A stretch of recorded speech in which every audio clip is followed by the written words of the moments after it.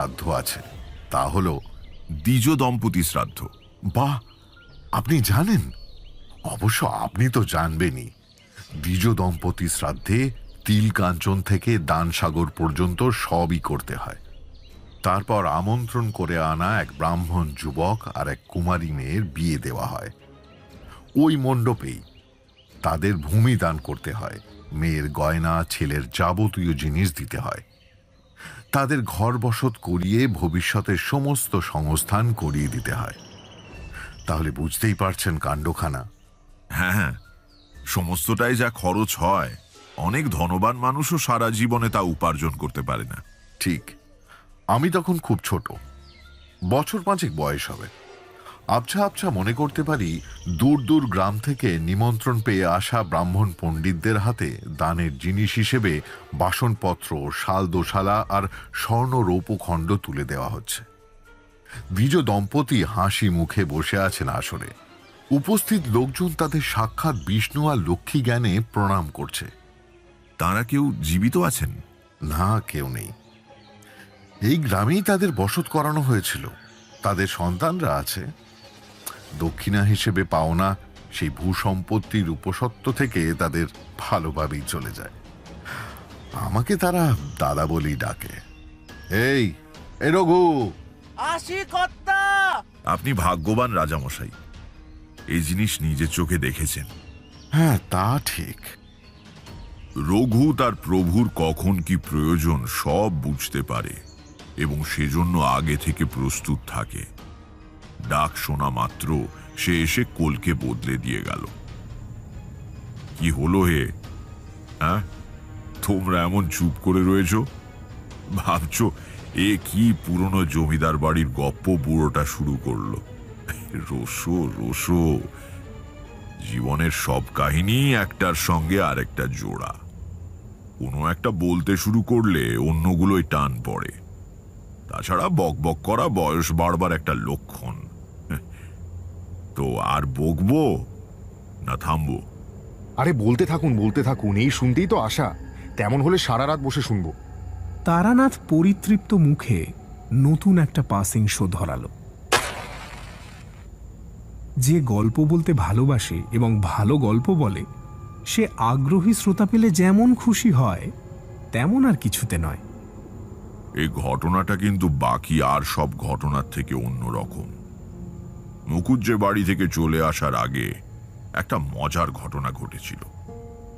তোমরা ভাবো তারানাথ গল্প বললেই বোধহয় কেবল কষ্ট, দুঃখ আর ভয়ের গল্প বলে, কিন্তু সেটা সত্যি নয়। আমি জীবনের গল্প বলি। জীবন যেমন বিচিত্র উপলব্ধির মালা দিয়ে গাঁথা, আমার গল্পও তাই। যা হোক, দেবদর্শন বাবু আবার পরিবারের কথা শুরু করলেন। ঠাকুরমশাই জানেন, এই যে সব চলে গেছে, অর্থ সম্পদ, জাঁক জমক, এতে আমার না বিশেষ কোনো দুঃখ নেই। আমি লোভী মানুষ না। সামান্য যেটুকু আছে তাতে সম্মান বাঁচিয়ে হয়তো বাস করা যায়, কিন্তু তার বেশি কিছু না। একটা ইচ্ছে ছিল এই বাড়িটা একটু মেরামত করার। সে তো খুব কম পয়সায় হবার নয়, বুঝতেই পাচ্ছেন। আমি চোখ বুঝলে হয়তো পরিবারের কে কোথায় ছিটকে যাবে। যারা থাকবে তাদের পক্ষেও এত বড় বাড়ি রক্ষা করা সম্ভব হবে না। কিন্তু কিন্তু এ তো আমার ভদ্রাসন, শৈশবের স্মৃতি দিয়ে জড়ানো বাড়ি। আমি থাকতে এ বাড়ি ভেঙে পড়ে যাবে। মানুষটার দুঃখ আমি বুঝতে পারছিলাম, ওর অসহায় অবস্থাটাও। মুকুজ্জে মশাই বললেন, আপনাকে কেন থেকে যেতে বললাম জানেন? না, কেন? আমার ধারণা আপনার কৃপায় বোধহয় আমার সমস্যা কিছুটা লাঘব হবে। আমার কৃপায়? কিভাবে? আজ থেকে মাসখানেক আগে একজন পাগলের মতন ভবঘুরে অতিথি দিন দুয়েক অতিথিশালায় এসেছিল। পাগলা মতো ছিল বটে, কিন্তু তার চেহারার ভেতর কি যেন একটা ছিল যাতে তাকে পুরোপুরি উড়িয়ে দেওয়া যায় না।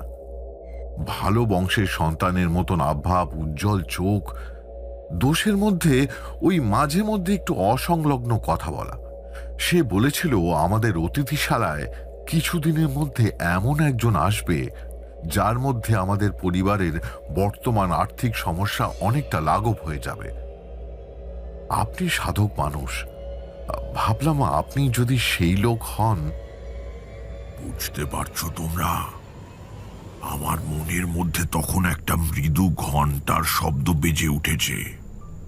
নৈহৃদ কোণে ঝড়ের মেঘের মতো দ্রুত সেটা বিরাট অবয়ব নিতে লাগলো।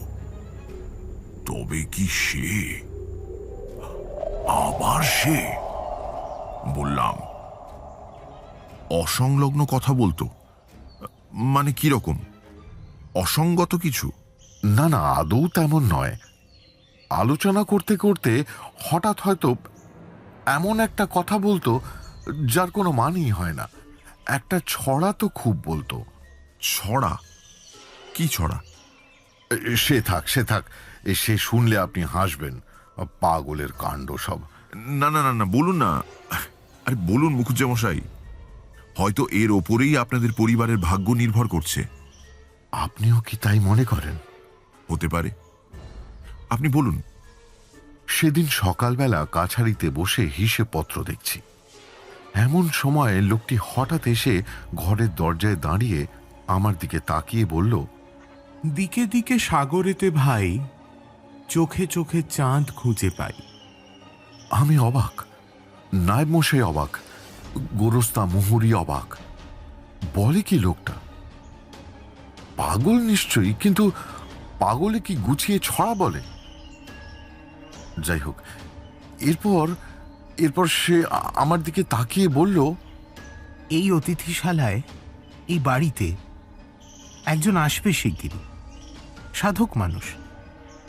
তাকেই ছড়া শুনি, সে তোমার উপকার করবে। এই ঘটনার পর আর একটা দিন সে আমাদের বাড়ি ছিল। ওই একটা দিন সে প্রায়ই ঘুরে ঘুরে আমার কাছে আসতো আর বলতো, মুখস্থ করে নাও, মুখস্থ করে নাও, খুব কাজে দেবে। লোকটির নাম নাম বলেছিল? বলেছিল ব্রাহ্মণ সন্তান, নাম অমরজীবন ভট্টাচার্য। যতটা চমকানো উচিত ছিল ততটা চমকালাম না। আমি একরকম বুঝতেই পারছিলাম উনি এই নামই বলবেন। কাছারি বাড়ির কার্নিশে বাসা বাঁধা পায়রার দল গলার মধ্যে কুম কুম শব্দ করছে। সুন্দর বেলাটা চড়ছে বাইরে। এ বাড়ির এখন কোনো বিপদ নেই সামনে, বরং এদের মঙ্গল হবে। শান্ত পবিত্র পরিবেশে সেই আসন্ন মঙ্গলের প্রতিশ্রুতি। স্থান লক্ষণ বোঝবার শক্তি দিয়েছিলেন মধুসুন্দরী দেবী।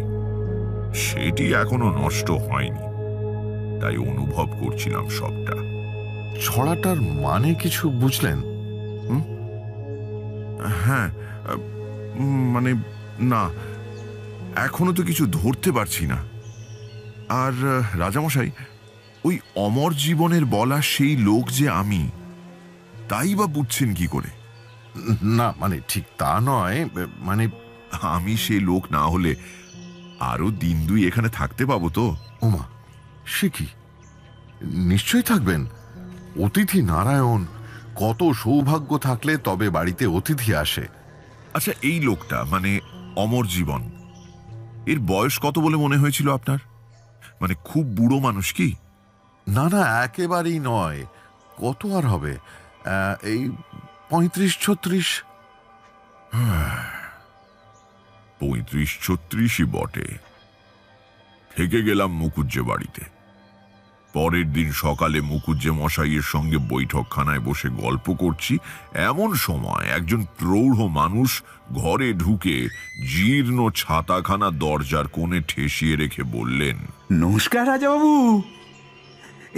বছর তো আমার খেলা সামনের মাসে, আজ একখানা টিকিট দিয়ে যাই। সোমবার বিলেতের মেলে কাগজপত্র সব পাঠিয়ে দেবো। এইদিকে তো আর আসা হবে না, আজই দিয়ে যাই। আমি কিছু বুঝতে পারছি না, কিন্তু কৌতূহল হচ্ছে। কিসের টিকিট? বিলেতের মেলে কাগজ পাঠানো, কি ব্যাপার? দেবদর্শন বাবু আমার দিকে তাকিয়ে বললেন, বিলেতে ডার্বির টিকিট পাবো কত সে আমিও জানি, আর এই ভূষণ রায়ও জানে। তবে এবছর একখানা টিকিট কিনি, অভ্যেস আর কি। দাও হে, ও একখানাই দাও। কোনটা? যেটা হোক একটা।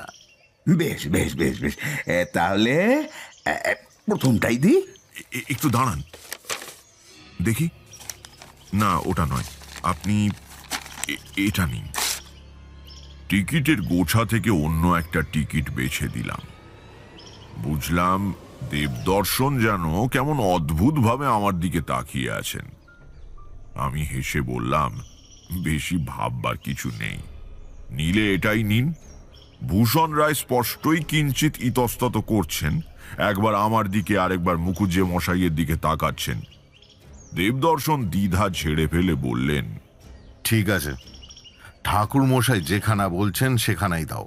নিজের পছন্দ তো অনেক দেখলাম, এবার ঠাকুর মশাইয়ের পছন্দের ফলটা দেখি। গোছা থেকে টিকিটখানা ছিঁড়ে দেবদর্শনকে দিলেন ভূষণ রায়। কি একটা ফর্মে নাম, ঠিকানা আর নোম ডি প্লাম লিখে নিলেন। যে টিকিট কিনছে সে তার পছন্দ আর ইচ্ছে মতো একটা সাংকেতিক শব্দ ঠিক করে, আর সেই শব্দটিকে বলে নোম ডি প্লাম। এর ফলে কে পুরস্কারের প্রাপক তা নিয়ে কোনো সংশয় থাকে না। একই নামে একাধিক লোক থাকতে পারে, কিন্তু গোপনে নির্বাচন করা সাংকেতিক শব্দ কখনো এক হবে না। নোমডি প্লাম কি লিখবো? ওটা লেখো। গতবার যেন কি লিখেছিলাম, মা কালী না? আগে এবার বরং লেখো অমর জীবন। দেবদর্শন শুধু জন্মসূত্রে বনেদি এমন নয়, তার ধীর স্থির সংযত আচরণের মধ্যে দিয়ে একটা সহজ আভিজাত্য প্রকাশ পায়। আমার কথা শুনে তিনি অবাক হলেন ঠিকই, কিন্তু বাইরে তার কিছুই দেখালেন না। বললেন, ঠিক আছে, লেখো অমর জীবন। নোমডি প্লাম AMARJIBAN,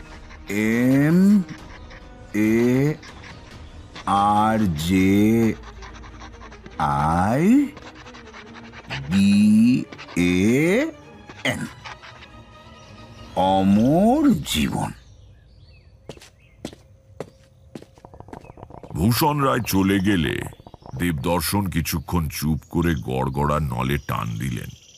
তারপর বললেন, ঠাকুরমশাই, জানি কিছু প্রশ্ন আছে যা করতে নেই, তবু কিছুতেই কৌতূহল নিবৃত্তি করতে পারছে না বলে মার্জনা করবেন। টিকিটটা বদলে দিলেন কেন? বিশেষ কোনো যে কারণ আছে এমন বলতে পারি না, তবে অমর জীবনের বলা ছড়াটা একটা ছোট্ট কারণ হলেও হতে পারে। কি রকম? আপনি কি ওই কবিতার মানে বুঝতে পেরেছেন? জানি না, লটারি খেলার ফল বেরুলে সেটা বোঝা যাবে।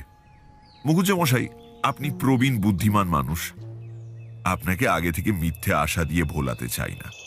একটা কিছু আন্দাজ করেই নিশ্চয়ই টিকিটটা বদলেছি, কিন্তু তা বলবার সময় এখনো আসেনি। ঠাকুরমশাই, আপনি কিছুদিন আমার কাছে থাকবেন তো? আর আর প্রয়োজনে কিভাবে আপনার সঙ্গে যোগাযোগ করতে পারবো? সে নিয়ে আপনি চিন্তা করবেন না, প্রয়োজন ঘটলে আমি নিজেই ঠিক যোগাযোগ করে নেব। আমি বেশি দিন কোথাও থাকি না মুখুজ্জে মশাই, কিছু মনে করবেন না। বাড়িতেও মন বসেনি বলেই বেরিয়েছিলাম। মুখুজ্জে মশাই সংযত ব্যক্তিত্বের মানুষ, এ নিয়ে বারবার অনুরোধ করে আমাকে বিব্রত করলেন না।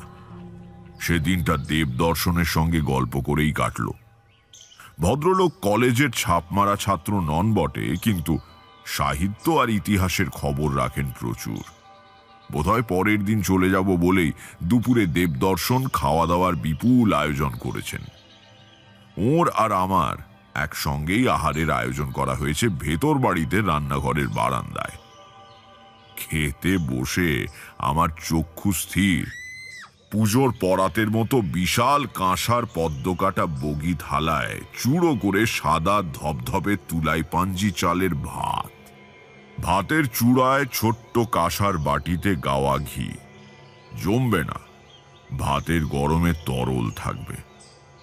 আলাদা রেকাবিতে নুন, লেবু, লঙ্কা, জিরে জিরে করে কাটা আলু ভাজা, এঁচোড়ের ডালনা, নারকেলের কুচি দেওয়া ঘন মুগের ডাল, বাঁশশলা ধানের চিড়ে দিয়ে রান্না করা পাকা রুই মাছের মুড়ি ঘন্ট, 1 হাত লম্বা চিতল মাছের পেটির তেল ঝাল, সে পেটির লম্বা কাঁটা দিয়ে উল বোনা যায়। তারপর এলো তেল কই, এক একখানা কই 1 বিঘত লম্বা। ওরে বাবা, এত! এ কি একজনে খেতে পারে? না, সে তোমাদের খাওয়া কম না, কিন্তু আমি খেয়েছিলাম। সমস্ত পদই আমি বেশ ভালো পরিমাণে খেয়েছিলাম। তুলাই পাঞ্জি চালের ভাত খেয়েছো কখনো? না। খেলে বুঝতে। এখানে রান্না করলে গলির মোড়ে লোক জানতে পারে। যাক, খাওয়ার কিন্তু এখানেই শেষ নয়। এরপর এলো ঘন দুধের স্বর, ক্ষীর আর পাকা মর্তমান কলা। খেলেন? অবশ্যই। মধ্যাহ্ন ভোজনের পর বৈঠকখানায় বসে তামাক খেতে খেতে বললাম, লোকে আপনাকে রাজাবাবু বলে, সে মিথ্যে কথা নয়। রাজবাড়ি ছাড়া এমন রান্নাবান্না হয় নাকি? এ আর কি, এ তো কিছু করতেই পারলাম না ঠাকুরমশাই, একটু হঠাৎ হয়ে গেল কিনা। সত্যি যদি আবার আসেন, তখন আমাদের এই অঞ্চলের কিছু ভালো রান্না আপনাকে খাওয়াবো। পদ্মচিনি খেয়েছেন কখনো? পদ্মচিনি? আগে না। খাওয়াবো। গয়না বড়ি ভাজা খাওয়াবো। তিলজাও খেয়েছেন? কি সর্বনাশ, না আমি তো শুনিনি। যদি পারেন তো পুজোর সময় আসুন। এখন অবশ্য আর সেই পুরনো দিনের জাঁকজমক কিছু নেই, তবু নয় নয় করে মুখুজ্জে বাড়ির দুর্গোৎসব আজও এই অঞ্চলের বিখ্যাত। বংশানুক্রমে 200 বছর ধরে একই কুমোর পরিবার ঠাকুর তৈরি করে, একই পুরোহিত বংশ পুজো করে, একই ঢাকিদের বংশ ঢাক বাজায়। প্রতিমার সামনে অষ্টমীর দিন রাত্রির থেকে কবির গান, যাত্রা এসব হয়। যদি ভাগ্য ভালো থাকে তাহলে সন্ধি পুজোর সময় গড়ের তোপও শুনতে পাবেন। গড়ের তোপ কি জিনিস? সে আমার পরিবারের প্রচলিত একটা পুরনো প্রবাদ। এখান থেকে দক্ষিণ পশ্চিমে মুকুটশিলা গ্রাম। আমার প্রপিতামহী ছিলেন মুকুটশিলা গ্রামের মেয়ে। তার বাপের বাড়ি ছিল বিশাল ভূসম্পত্তির। নদীর ধারে চওড়া উঁচু পাঁচিল দেওয়া এত বড় বাড়ি যে লোকে বলতো গড়। সে বাড়িতে বিখ্যাত বিরাট দুর্গোৎসব হতো। তা বিয়ের পর প্রপিতামহীর তো যেমন হয় আর কি, বাপের বাড়ি যাওয়া হয় না। তা একবার পুজোয় যাবেন বলে সকলের অনুমতি করিয়েও পুজোর কদিন আগে বিরাট অসুখ বাঁধিয়ে বসলেন। এখন জানতো তখন যান অবস্থা, কিন্তু সেই বিকারের মধ্যেও একটু জ্ঞান ফিরলেই বলতেন, আমার বাপের বাড়ি যাওয়া হলো না, পুজো দেখা হলো না। তা আমাদের কুলগুরু দীনদয়াল ভট্টাচার্য প্রপিতামহীর আক্ষেপ শুনে বলেছিলেন, মা, তোমাকে কোথাও যেতে হবে না, এইখান থেকেই তুমি সন্ধি পুজোর দিন মুকুটশিলা গ্রামের গড়ের তোপ শুনতে পাবে, এইখান থেকেই তুমি প্রণাম জানিও। তা সেই বছর ঘটেছিল সেই অদ্ভুত কাণ্ড। আমার প্রপিতামহ সন্ধি পুজোর সময় বসে রইলেন স্ত্রীর রোগশয্যার পাশে। গভীর রাত্রে ঠিক সন্ধি লগ্নে বহু দূর থেকে মাঠ, বন, খাল পেরিয়ে ভেসে এলো গড়ের তোপের শব্দ। আর তারপরেই হু হু করে ঘটনাটা রটে গেল চারিদিকে। এখন জিনিসটা কিংবদন্তি হয়ে পৌঁছেছে।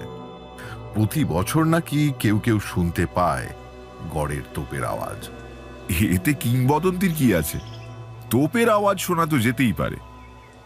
না, তা যেতে পারে না ঠাকুরমশাই। জয়তলা থেকে মুকুটশিলার দূরত্ব 40 মাইল। সে কি? আপনি কখনো শুনেছেন সেই তোপের আওয়াজ? বাল্যে 2-1 শুনতে পেয়েছি বোধহয়। পরিষ্কার স্মৃতি কিছু নেই। বড় হওয়ার পর তেমন ভাবে কখনো নয়। তেমন ভাবে নয় মানে? বড় হতে আরম্ভ করলে কিছু কিছু বিশ্বাসের ভিত্তি নড়ে যায়। তবে আমার বিয়ের বছর হঠাৎই মনে হলো তোপের শব্দ শুনলাম। একটু অন্যমনস্ক ছিলাম, জানি না ঠিক শুনেছিলাম কিনা। পরের দিন আবার বেরিয়ে পড়লাম পথে। পথটাই বুঝলে আমার ঠিক জায়গা। ঠিকঠাক খাপ খেয়ে যায়, চিন্তাহীন মুক্ত আনন্দে ভরা দিনগুলো। তোমরা যারা সংসারী মানুষ তারা এই জীবনটাকে ঠিক উপলব্ধি করতে পারবে না। তবে আবার বলছি, মনে বল আর সাহস থাকা চাই। দুর্বল পুতুপুতু লোক এই আনন্দ পাওয়ার যোগ্য নয়। শরৎকাল এসে গেল, কিছুদিনের মধ্যেই দুর্গাপুজো আসছে। একটা কালীবাড়ির নাট মন্দিরে আশ্রয় নিয়েছিলাম সেই রাত্রিরে। বেশ পরিচ্ছন্ন জায়গা, মশা টশা বিশেষ নেই। কিছুক্ষণের মধ্যে ঘুম ঘুম ভাব ঘনিয়ে এলো। সারাদিন পথশ্রমের পর ঘুম আসার অনুভূতি বেশ আরামের। হঠাৎ সেই অন্ধকারের ভেতর থেকে কানের কাছে কে যেন বলল, কাল সকালেই রওনা হয়েও, মুখুজ্জে বাড়ির পুজোয় এবার তোমার থাকা দরকার। চমকে উঠে বসলাম। কে কে বলল কথাটা?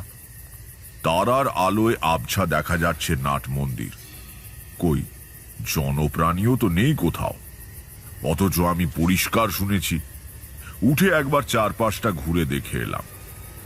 না, সত্যি কেউ কোথাও নেই। তাহলে তারপরেই হঠাৎ একটা ধাক্কার মতো মনে হলো, এই গলার স্বরের অধিকারীকে আমি চিনি। অমর জীবন।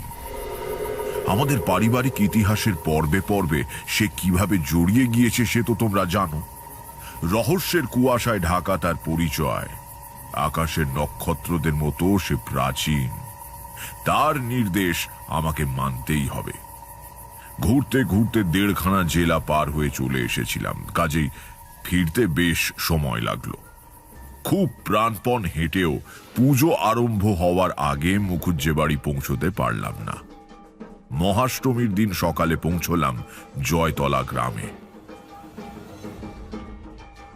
দূরে মুখুজ্জে বাড়ির পুজোর ঢাক বাজছে।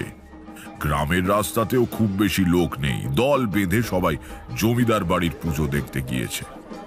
পথের বাঁক ঘুরেই সামনে মুখুজ্জে মশাইয়ের বাড়ি। কাছারিয়ার অন্দরমহলের মাঝখানে বিরাট উঠোনে শামিয়ানা টাঙানো হয়েছে। তার নিচে অন্তত 100-3 লোক হাত জোড় করে প্রতিমার দিকে তাকিয়ে বসে। আমি মণ্ডপে ঢুকতেই সমস্ত কোলাহল থেমে গিয়ে অত বড় আসরে স্তব্ধতা নেমে এলো। প্রথমে বুঝতে পারিনি, তারপর বুঝলাম সন্ধি পূজা সমাগত। ঠাকুর দালানে প্রতিমার সামনে 108খানা পেতলের প্রদীপ ধক ধক করে জ্বলছে। পুরোহিত এক দৃষ্টিতে তাকিয়ে আছেন লোহার বেড়ের উপর বসানো নতুন জল ভরা মাটির হাঁড়ির দিকে। তার তলার ফুটো দিয়ে জল বেরিয়ে যাচ্ছে। সমস্ত জল বেরিয়ে গেলে সন্ধি পুজো শুরু হবে। ভালো সময় পৌঁছলাম মুখুজ্জে মশাইয়ের বাড়িতে। রঘুই আমাকে প্রথম দেখতে পেল। এক গাল হেসে আসরের সামনে যেখানে দেবদর্শন বসে আছেন সেখানে নিয়ে গিয়ে নিচু হয়ে বোধহয় আমার কথা বলল তাঁকে। দেবদর্শন চমকে উঠে মাথা ঘুরিয়ে আমার দিকে তাকালেন। আর ঠিক তখনই, মানে আপনি সেই 40 মাইল দূরের তোপের আওয়াজ শুনলেন? আমি একা নয়, মানুষের জয়ধ্বনি বলছিল আরো অনেকে শুনেছে। অদ্ভুত কাণ্ড। মুখুজ্জে মশাই আমার দিকে ঘুরে তাকালেন আর চোখাচোখি হওয়া মাত্র সেই তোপের আওয়াজ। ওদিকে সন্ধি পুজোর সময় এসে গেল। ঢাক বেজে উঠল। তারপর বলি শুরু হলো। না, পশু বলি হয় না এ বাড়িতে। কামারের হাতে ঝকঝকে খাঁড়া উঠছে নামছে, এঁটেল আর বালিমাটি মিশিয়ে তৈরি বেদির ওপর পরপর বলি হয়ে যাচ্ছে 108টা চাল কুমড়ো, কলা, আখ, সুপুরি। তার মধ্যে সুপুরি বলি ব্যাপারটা দেখার মতো। মাটির বেদিতে রাখা ওইটুকু একটা জিনিসের ওপর অত বড় ভারী খাড়া নির্ভুল ভাবে নেমে আসছে। সুপুরি এতটুকু পিছললে মহা অকল্যাণ। সন্ধি পুজো শেষ। দেবদর্শন প্রণাম সেরে আমার কাছে এসে দাঁড়ালেন। তার চোখে জল। শুনলেন ঠাকুরমশাই তোপের শব্দ? হ্যাঁ, শুনলাম। আপনার নিমন্ত্রণ রেখে ভালোই করেছি। চলুন আমরা বৈঠকখানায় গিয়ে বসি। ভেতরে আমরা গিয়ে বসার একটু পরেই রঘু দুজনকে তামাক দিয়ে গেল। পেছনে এলো পুরোহিতের তন্ত্রধার। তার হাতে দুখানা কাঠের বার কষে পুজোর প্রসাদ। প্রসাদ খেয়ে আপাতত চালান ঠাকুরমশাই, দুপুরে খেতে কিন্তু একটু দেরি হবে। লোকজন সব সন্ধি পুজো দেখছিল, এইবার রান্না চাপানো হবে। অসুবিধে কি? আমার কোনো তাড়া নেই। আমাদের কিন্তু দেবী পুরাণ মতে পুজো, এই কদিন নিরামিষ খাওয়া চলে। একেবারে দশমীর দিন বিসর্জন সেরে এসে রাত্রিরে লুচি মাংস খাওয়া হবে সকলে মিলে। চমৎকার ব্যাপার। দেবদর্শনের বাড়ির একটা সুন্দর প্রথা দেখলাম, যেমন দুপুরে আর রাত্রিরের সামুদায়িক ভোজ। সবাই মিলে শামিয়ানার নিচে সারি দিয়ে বসে একই খাবার খাওয়া হচ্ছে। জমিদার বলে দেবদর্শন আলাদা বসেননি, বা তাকে আলাদা করে বিশেষ কোনো খাবারও দেওয়া হচ্ছে না। আয়োজন হয়তো বিরাট কিছু নয়, কিন্তু সমবেত মানুষজন সোনা হেন মুখ করে আনন্দের সঙ্গে খাচ্ছেন। প্রথম কারণ জমিদার বাবুর প্রতি ভালোবাসা, দ্বিতীয় কারণ একসঙ্গে বসে খাওয়ায় আনন্দ। সকলের সঙ্গে আনন্দ করে পুজোর বাকি 2 দিন কেটে গেল। দশমীর দিন দুপুরের পর থেকে বউ আর ঝিয়ের দল ভিড় করে ঠাকুর বরণ করতে শুরু করলো। 2 থাক তক্তা দিয়ে প্রতিমার সামনে উঁচু মঞ্চের মতো করে দেওয়া হয়েছে। তার উপরে দাঁড়িয়ে মেয়েরা ঠাকুরের কপালে সিঁদুর পরিয়ে দিচ্ছে, মুখে ছুঁয়ে দিচ্ছে সন্দেশ। নিজেদের মধ্যে ওর কপালে সিঁদুর লেপে দিচ্ছে, শাঁখার নোয়ায় মাখিয়ে দিচ্ছে। এই লোকাচারের নাম সিঁদুর খেলা।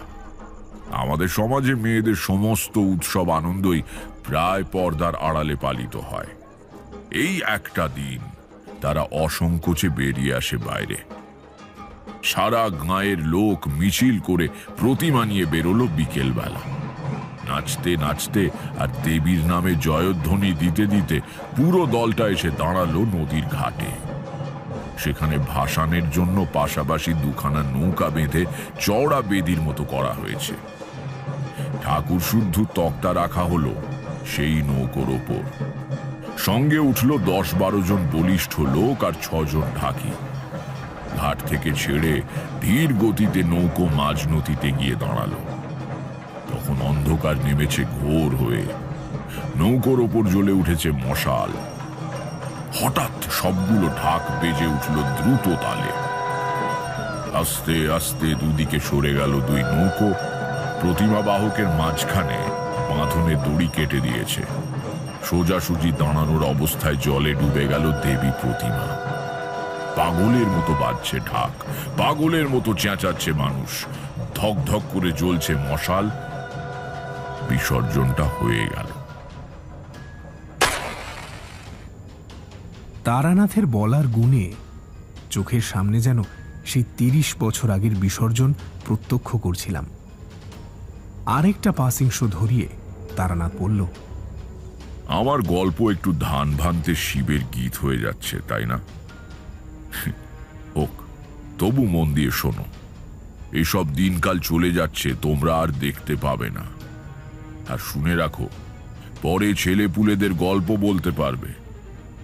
বাংলার উৎসব ক্রমেই চেহারা বদল করছে। আরেক রাউন্ড চায়ের ফরমায়েশ হলো। আদা দেওয়া গরম গরম চা এসে গেল। তারানাথ আবার শুরু করলো তার কাহিনী। হ্যাঁ, গল্পটা যেন কোন পর্যন্ত বলেছিলাম? ওই বিসর্জন হয়ে গেল দেবীর, তারপর হ্যাঁ, তারপর রাত 10:30 নাগাদ শামিয়ানার নিচে সারি সারি পাত পড়ে গেল। একজন লোক যে পরিমাণ লুচি খাচ্ছে তা চোখে না দেখলে বিশ্বাস করা কঠিন। 1.5 মণ ময়দা শেষ পর্যন্ত কুলোবে কিনা কে জানে। খাওয়ার পর্ব চুকতে চুকতে রাত প্রায় 12:30 হলো।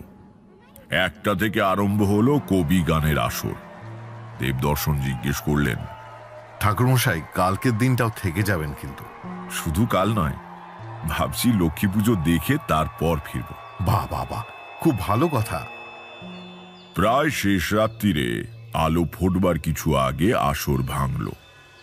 দেবদর্শন আর আমি পুজো মণ্ডপ থেকে হেঁটে আসছি কাছারি বাড়ির দিকে। মাঝখানে জমিটুকু ঘন অন্ধকার। হঠাৎ দেউড়ির ওপারে দেবদর্শনের ভদ্রাসনের দিকে তাকিয়ে একটা অদ্ভুত দৃশ্য দেখতে পেলাম। সমস্ত বাড়িটাকে ঘিরে রয়েছে একটা মৃদু শান্ত নীল আলোর আভা। থমকে দাঁড়িয়ে পড়লাম। লক্ষণ প্রতিলক্ষণ, দৈব, কূট প্রসারী এসব নিদর্শন বিচার করেই আমাদের চলতে হয়। নীল আলোটা দেখে বুঝলাম এই বাড়িকে ভগবান আশীর্বাদ করেছেন। এখানে কিছুদিনের ভেতর খুব ভালো কিছু একটা ঘটবে। আমাকে দাঁড়িয়ে পড়তে দেখে দেবদর্শনও দাঁড়িয়ে গেলেন। কি হলো ঠাকুরমশাই, দাঁড়িয়ে পড়লেন যে? বুঝলাম নীল আলোটা উনি দেখতে পাচ্ছেন না। না পাওয়ারই কথা। বললাম, কিছু না, আজ শুক্লপক্ষের একাদশী পড়ে গিয়েছে, চাঁদের আলো সামান্য হলেও থাকা উচিত ছিল। এত অন্ধকার হলো কিভাবে? চাঁদ আকাশে আছে ঠাকুরমশাই, পশ্চিমে হেলে পড়েছে কিনা আমবাগানের আড়ালে বলে দেখতে পাচ্ছেন না। বড় অন্ধকার, তাই না? যা বলেছেন, নিজের বাড়িটাকেই দেখতে পাচ্ছি না। এই জিনিসটা বরাবর আমাকে অবাক করেছে। স্পষ্ট সুন্দর নীল আলোয় উদ্ভাসিত হয়ে আছে মুখুজ্জে বাড়ি, কিন্তু আমি ছাড়া কেউ তা দেখতে পাচ্ছে না। আমার মানসিক শক্তি খানিকটা দেবদর্শনের মধ্যে সঞ্চারিত করে ওকে আলোটা দেখাতে পারতাম, কিন্তু এ ধরনের আধ্যাত্মিক অভিজ্ঞতার মুখোমুখি হওয়ার জন্য কিছুটা পূর্ব প্রস্তুতি দরকার, নইলে উনি ভয় পেয়ে যেতেন। বৈঠকখানায় এসে দেবদর্শন বললেন, সারা রাত তো জেগে, তাছাড়া কয়েকদিন ধরে আপনার পরিশ্রমও কম যাচ্ছে না, একটু ঘুমিয়ে নেবেন নাকি? তখন ব্রাহ্ম মুহূর্ত। পূব আকাশে প্রাক উষার হালকা আভাস। বৈঠকখানার পাশে একটা বড় জগডুমুর গাছের ডালে ভোরের প্রথম দোয়েল পাখি ডাকতে শুরু করেছে। রাত্রিরে না ঘুমোলেও ঠিক এই সময়টায় আর কোনো জড়তা থাকে না। ঈশ্বরের আশীর্বাদ হয়ে মনের ভেতর পবিত্রতা জেগে ওঠে, সকালের আলো ফুটে ওঠে।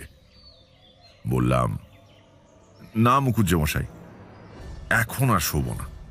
বসুন তাহলে, গল্প করা যাক। আমিও শোব না। রঘু, রঘু, তামাক দিয়ে যা। মাছ ধরার নেশা আছে নাকি? খুব। আমার গ্রামে আমি ছোটবেলা থেকে মেছো তারানাথ বলে বিখ্যাত। বেশ, কাল তাহলে রায়দিঘিতে মাছ ধরা যাক। আমার শ্বশুর বাড়ির কয়েকজন আত্মীয়র আসার কথা আছে। সবাইকে কাল রাত্রিরে লুচি আর মাছের কালিয়া খাওয়াবো। বুঝলেন ঠাকুরমশাই, মাছ ধরতে গিয়ে অনেক মাছ ধরাটা বড় কথা নয়, পরিবেশ এবং মাছ ধরার উদ্যোগটাই বড় কথা। ঠিক বলেছেন। আচ্ছা, দিঘিতে ভালো মাছ আছে তো? টোপে ঠোকরায়? প্রচুর মাছ আছে। ও দিঘি জমিদার বাড়ির নিজস্ব সম্পত্তি, বাইরের কেউ ব্যবহার করে না। পালে পার্বণে জাল ফেলা হয়, প্রয়োজন মতো সামান্য মাছ রেখে বাকি আবার ছেড়ে দেওয়া হয়। এমন অনেক মাছ আছে যাদের ওজন 20-30 সের, গায়ে শ্যাওলা গজিয়ে গেছে। তবে টোপে ঠোকরাবে কিনা সে তো অনেকটা কপালের ব্যাপার। জাল ফেলে দরকার মতো মাছ ধরে নিতে পারেন তো, ছিপে যদি না আসে? না, আত্মীয়দের বলেছি নিজে মাছ ধরবো, এখন জাল ফেলাটা।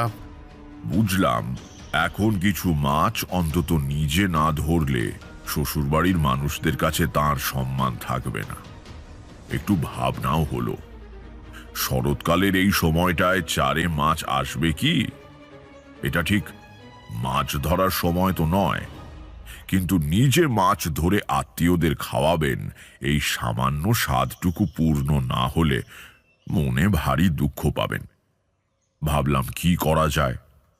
বিকেলের ছায়া গাঢ় হয়ে এলে গ্রামের পথে একটু বেড়াতে বের হলাম। পথের বাঁকে এক জায়গায় একটা বড় আকন্দ গাছ, প্রায় আমার মাথা ছাড়িয়ে লম্বা, বড় বড় চ্যাটালো ফ্যাকাশে সবুজ পাতায় ভরপুর প্রাণশক্তি প্রকাশিত হয়েছে। সে গাছ থেকে বুড়ো আঙুলের মতো মোটা আর কোড়ে আঙুলের মতো লম্বা কিছুটা ডাল ভেঙে কোমরে গুঁজে রাখলাম। যাক, কাজ অন্তত কিছু এগিয়ে রইল। সন্ধে গাঢ় হতে মুখুজ্জে বাড়ি ফিরে এলাম। দেউড়িতে বসে বাতির কাজ পরিষ্কার করছিল রঘু। তাকে বললাম, হাতের কাজটা শেষ করে আমাকে একটা নরুন এনে দিতে পারো? আগে নরুন নখ কাটবিন বুঝি? তা এত রাতে কেন? কাল সকালে নরিন পরামানিককে পাঠিয়ে দেবো কোন। কাউকে পাঠাতে হবে না, তুমি একটা নরুন আমাকে দিয়ে যাও। কিছুক্ষণ পরে রঘু অতিথিশালার ঘরে এসে একটা চকচকে নরুন দিয়ে গেল।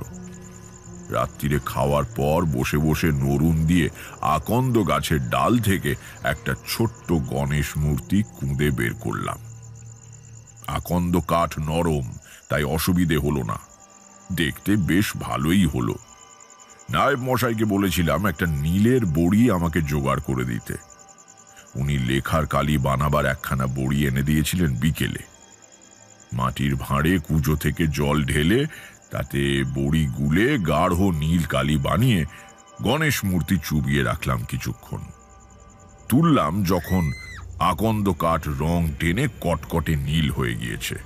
আচ্ছা, নীল গণেশ দিয়ে কি হয়? নীল গণেশ খুব শুভকারী দেবতা।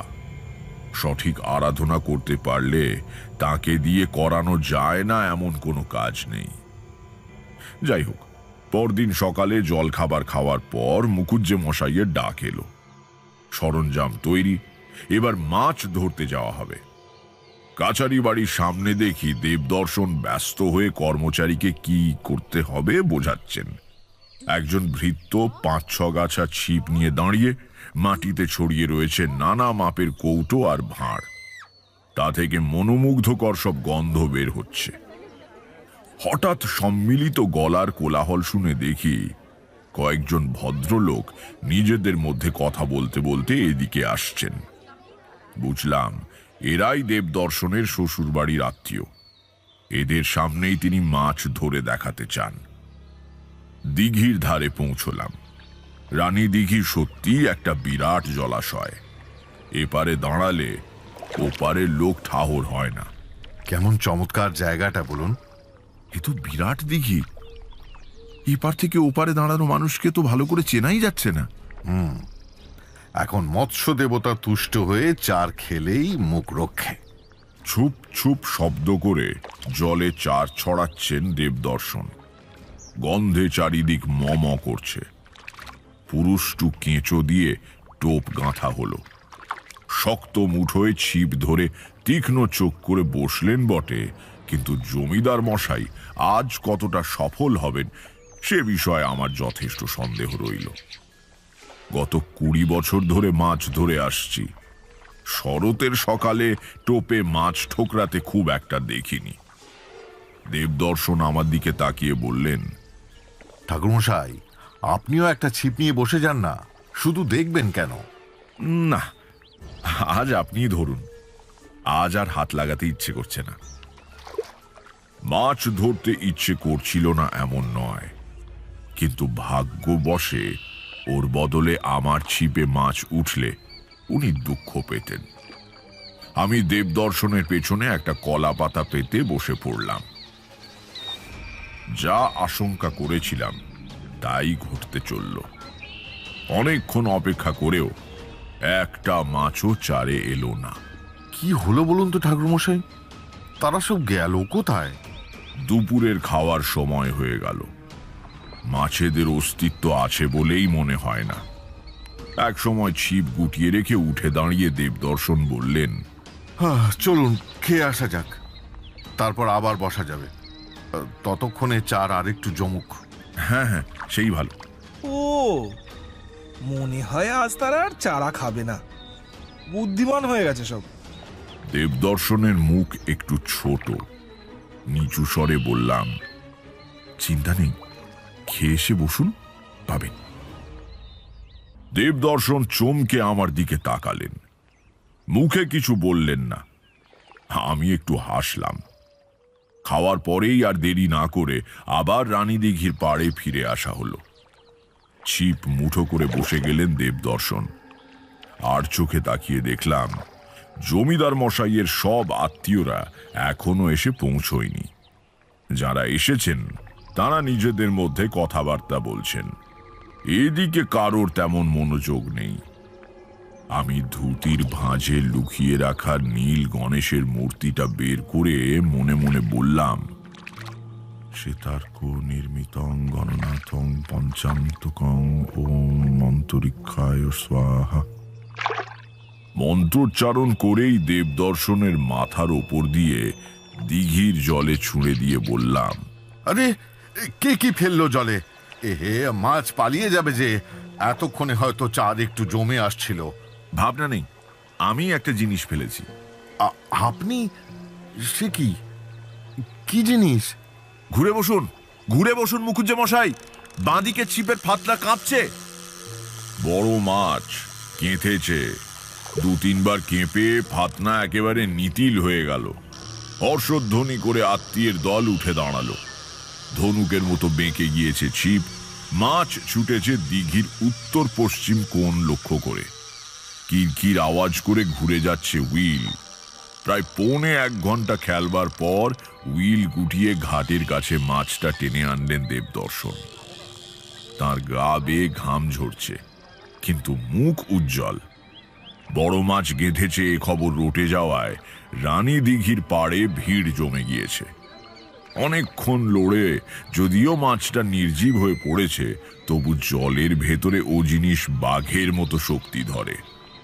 রঘু এবং আরো 3 জন লোক জলে নেমে পাঁজা কোলা করে জাপটে মাছটা ওপরে তুলে এনে ঘাটের পৈঠায় শুইয়ে দিল।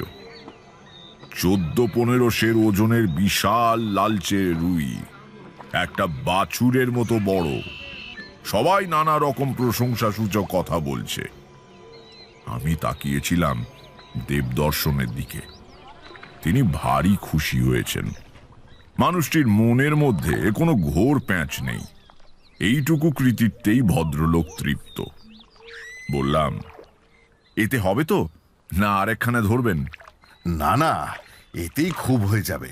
আজ তো কেবল বাড়ির লোকজন আর এরা, সব মিলিয়ে ধরুন 30 জন। মুড়ো আর আঁশটাস বাদ দিয়ে যদি 10 কি 11 সের মাছও পাই, তাহলেও ভেসে যাবে। আর ধরা উচিত হবে না। কোনো কিছুর অপচয় করতে নেই। সুন্দর মাছটা, হ্যাঁ বলুন ঠাকুরমশাই, এর মুড়োটা কিন্তু আজ আপনাকে খেতে হবে। সে কি, আমি কেন? নিয়ম জানেন না? মাছ যে ধরেছে মুড়ো তাকেই খেতে হয়। সেই জন্যই তো মুড়োটা আপনি খাবেন। আমরা দুজন কয়েক মুহূর্ত পরস্পরের দিকে তাকিয়ে রইলাম।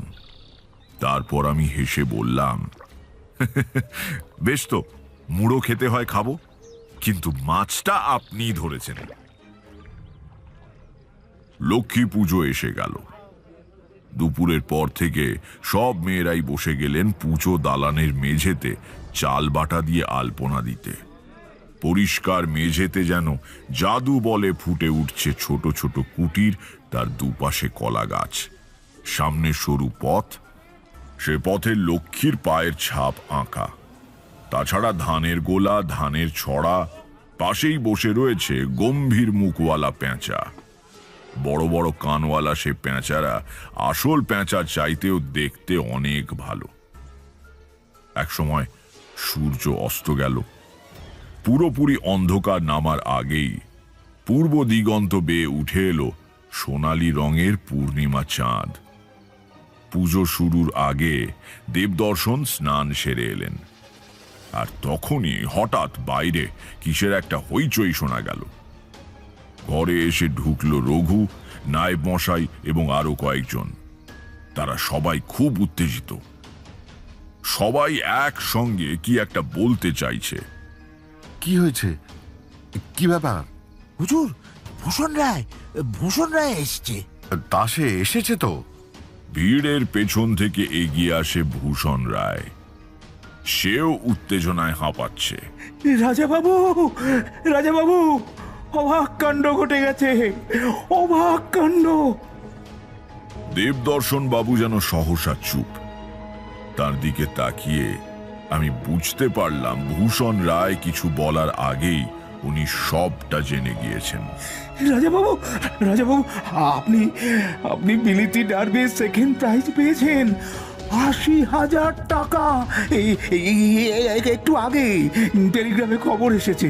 বলতে বলতে ভূষণ রায় উত্তেজনায় কাঁপতে কাঁপতে মাটিতে বসে পড়ে 2 হাতে নিজের মাথা ধরে রইলেন।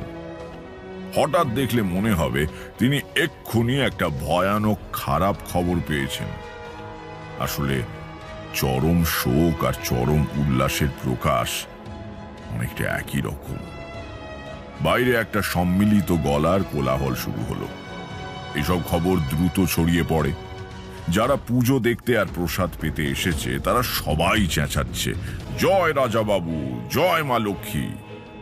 যারা দেরি করছিল তারাও খবর পেয়ে দলে দলে ভিড় বাড়াচ্ছে। মানে ভূষণ রায় আসবার পথে খবরটা ছড়াতে ছড়াতে এসেছেন। দেবদর্শন আমার হাত দুটো একবার চেপে ধরলেন। তার চোখে বিস্মিত কৃতজ্ঞতার দৃষ্টি। তারপর বললেন, একটু বসুন, আমি একটু ভেতর থেকে আসছি। একটু বাদেই বাড়ির ভেতর থেকে উলুধ্বনি আর শাঁখের আওয়াজ ভেসে এলো। বুঝলাম দেবতার কাছে পারিবারিক কৃতজ্ঞতা আরম্ভ হয়েছে। ভূষণ রায় এখনো মাটিতেই বসে আছেন। ঘটনার আকস্মিকতায় তিনি কেমন যেন থিতিয়ে গিয়ে প্রত্যেকের মুখের দিকে তাকিয়ে বিগলিত অর্থহীন হাসি হাসছেন। জিজ্ঞাসা করলাম, আপনার বিক্রি করা টিকিটে এর আগে কখনো প্রাইস উঠেছে? না, কখনো না, এই প্রথম। ছোটখাটো প্রাইজও ওঠেনি কখনো? মানে 200-500 কিংবা অমনি কিছু? না ঠাকুর মশাই, প্রাইজের টাকার কমিশন কখনো চোখে দেখিনি। কেবল টিকিট বিক্রি করলে টাকায় 6 পয়সা করে পাই। এই টাকা থেকে আপনি কত পাবেন?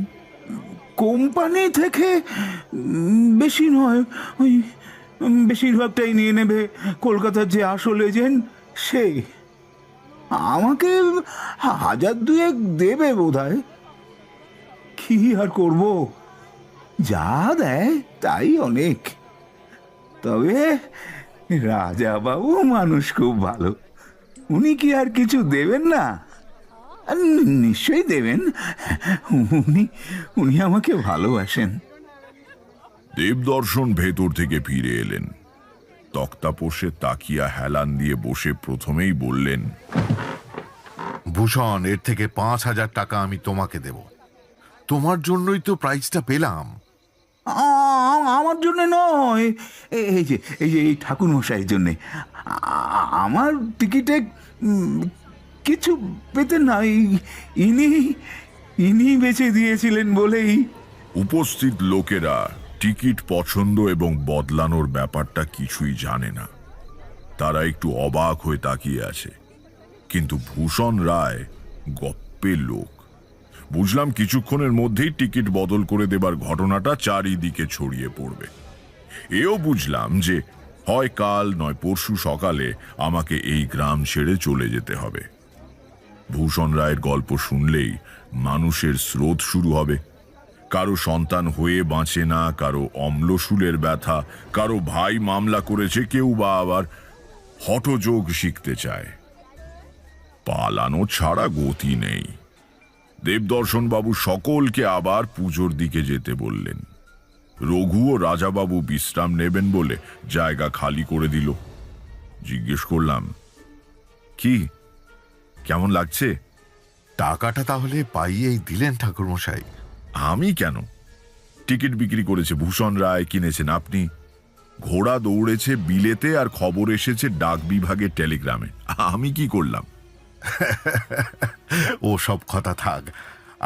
আপনি কি করেছেন তা তো আমি জানি, কেবল কয়েকটা জিনিস ঠিক বুঝতে পারছি না। যেমন? আবছা আবছা বুঝতে পারছি অমর জীবনের ছড়ার সঙ্গে টিকিটের নম্বরের একটা কিছু যোগ আছে। নইলে ভূষণ রায়ের পছন্দ করে দেওয়া টিকিট আপনি বদলেই বা কেন দিলেন? ছড়াটার মানেটাই বা কি? মুখুজ্জেমশাই, অমর জীবন ছড়ার মধ্যে যে সংকেত ব্যবহার করেছিল সেটা একটা পুরনো ধাঁধা।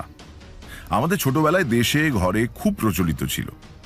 নানা রকম চেহারায় এই ধাঁধা বাসর ঘরে কিংবা বাড়িতে জামাই এলে তাকে ঠকানোর জন্য ফিরে ফিরে দেখা দিত। ছোটবেলার ধারাপাত পড়েছেন তো? তো ধারাপাতের প্রথম দিকে একে চন্দ্র দুইয়ে পক্ষ কবিতাটা মনে পড়ছে কি? অমর জীবনের ছড়ার মূল সংকেত ওই ধারাপাতের কবিতা।